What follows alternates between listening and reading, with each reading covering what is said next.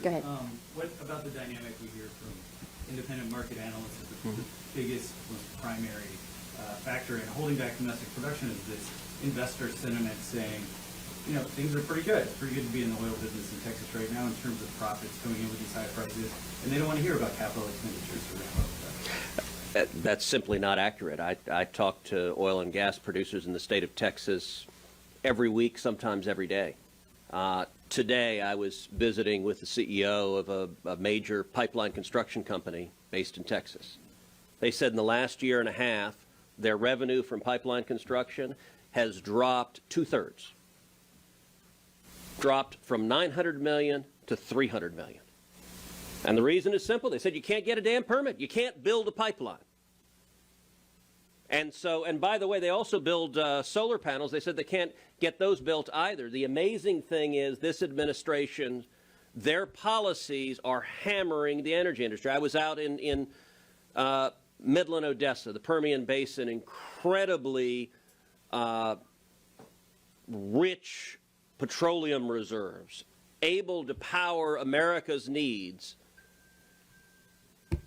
The folks there, they want to drill, they can't get capital because this administration has succeeded in drying up capital where the banks, the big banks in Wall Street, this administration has pressured them and they're out of the business of loaning for new production. You can't drill if you don't have the capital to drill. Just yesterday, I and other members of the Foreign Relations Committee had coffee with the Prime Minister of Greece. We talked about the war in Ukraine. I asked, what can we do to stop Putin? What would be effective? He said, America needs to produce more oil and gas, and we need to buy more oil and gas from you guys. It ain't complicated. But this is deliberate. And by the way, Biden told you he would do this on the campaign trail. He promised, if I'm elected, I will shut down drilling. I'll end it. And so everyone in the corporate press that says, well, gosh, this is other factors. You know, my favorite talking point from the White House that they say from the podium is, this is just greedy oil companies. You know what? Fine. Oil companies are greedy. You know what? They were greedy when it was $2.09 too. Under that theory, a year and a half ago, oil companies didn't want to make money, and suddenly they do. It's absurd.